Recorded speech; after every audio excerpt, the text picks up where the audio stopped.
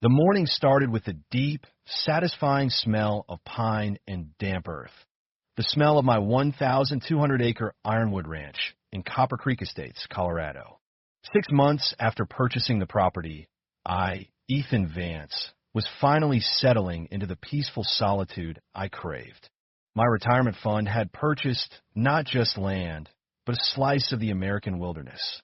That peace shattered with the arrival of a pristine white Range Rover, its tires crunching aggressively on my gravel drive. Out stepped Cassandra Vane, president of the Copper Creek HOA, a woman whose platinum blonde helmet hair and diamond studs seemed deeply at odds with the rustic landscape. She approached my wraparound porch, clipboard in hand, looking like a corporate auditor hunting a delinquent file. "Mr. Vance, we have an issue with your new infrastructure assessment," she announced, skipping any pleasantries.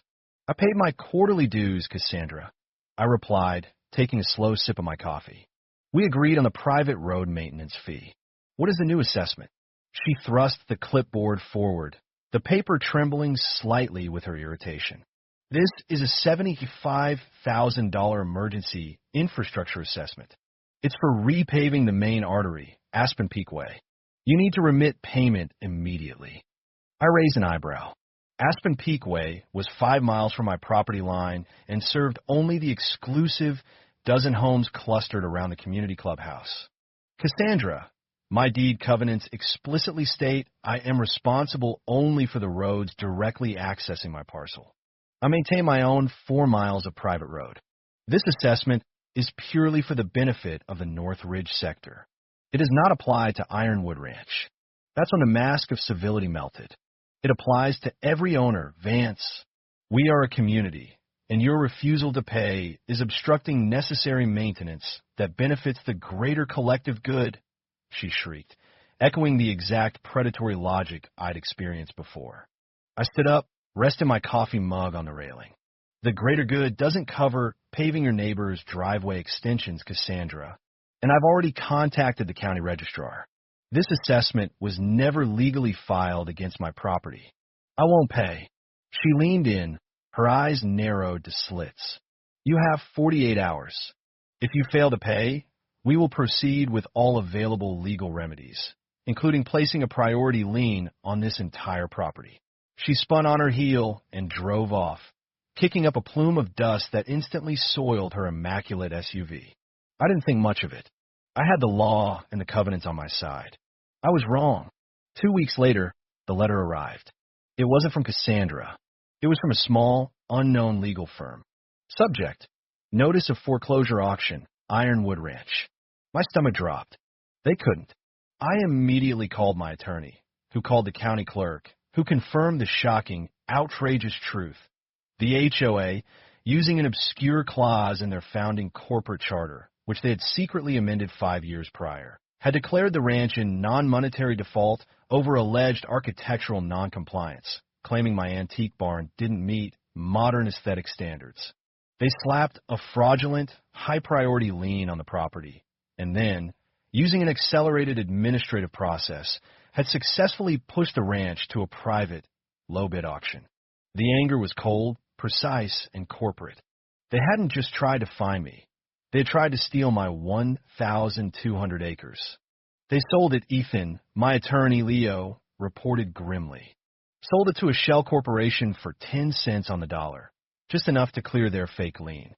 It was a completely illegal, closed-door deal, but now we face a year of crippling litigation just to prove fraud. I looked out at the rolling hills, the grazing cattle, the life I had just begun. Litigation wasn't the answer. Litigation was slow, public, and expensive, but the HOA had cash and political cover. I needed a different way to fight, one that used their corporate structure against them. "Leo, forget the ranch. I want the financials for the Copper Creek Estates Homeowners Association Incorporated. I want their master deed, their corporate charter, and every piece of paper showing their current debt obligations." Within 24 hours, Leo's team, leveraging my former firm's resources, delivered a mountain of data. The truth was far worse than simple arrogance. It was a sophisticated criminal enterprise. Cassandra and her cronies were skimming assessment funds, running private event rentals in the clubhouse, and, most critically, they had quietly leveraged the HOA's primary assets, the clubhouse, pool, and main roads, to finance their lavish corporate retreats. The kicker: the master debt note for the HOA's central assets was held by a regional bank, which was quietly planning a major corporate divestiture. And the HOA had missed 3 critical interest payments on that debt note.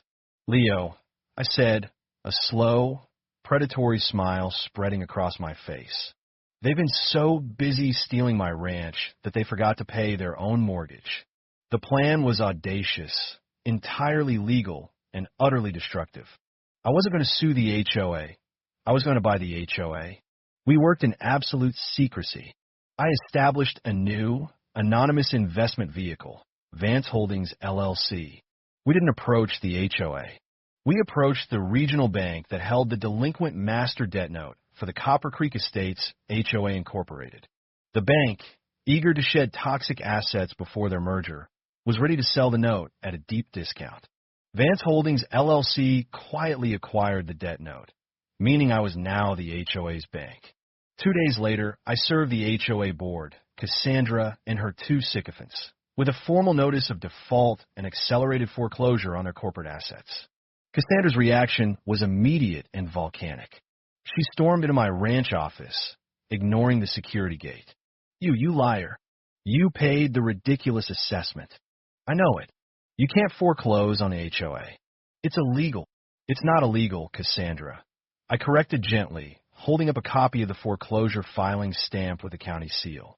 "The HOA, as a corporation, defaulted on its loan obligations. I now own those obligations.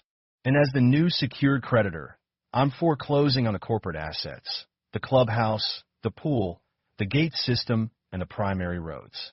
She was hyperventilating. "The community will riot. We'll sue.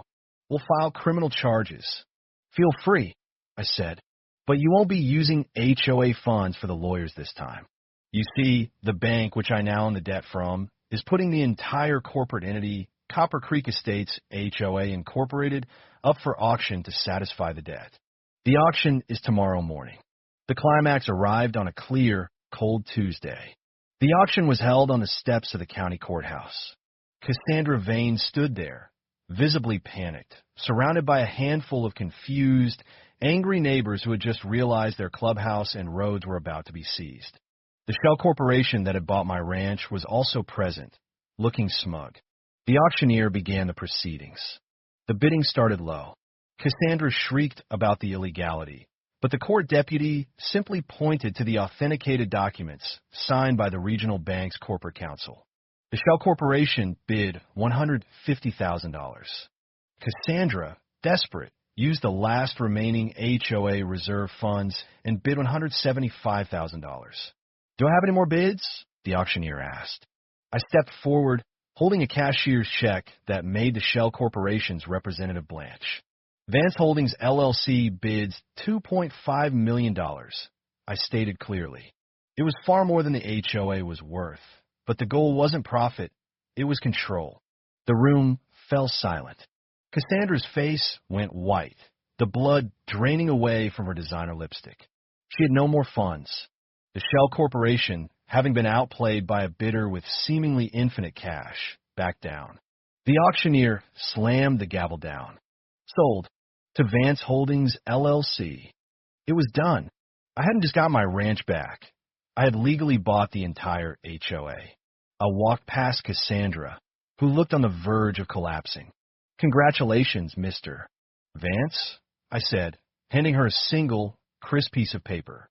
"You are officially relieved of your duties, effective immediately. Your entire board is terminated." The paper was a restraining order, freezing all her personal and corporate accounts pending a federal investigation into the fraudulent sale of Ironwood Ranch. The evidence Judge Alan Price had helped compile against Ronnie Sterling had prepared me perfectly for this fight. The very next day, my first official act as the new corporate owner of Copper Creek Estates, HOA Incorporated, was to file a quitclaim deed that legally nullified the fraudulent sale of Ironwood Ranch, restoring my ownership retroactively.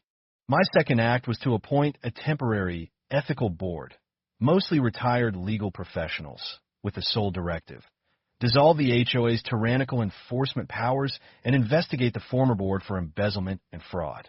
The evidence was irrefutable. The missing $75,000 assessment and the misspent club rental fees led straight to Cassandra's personal accounts.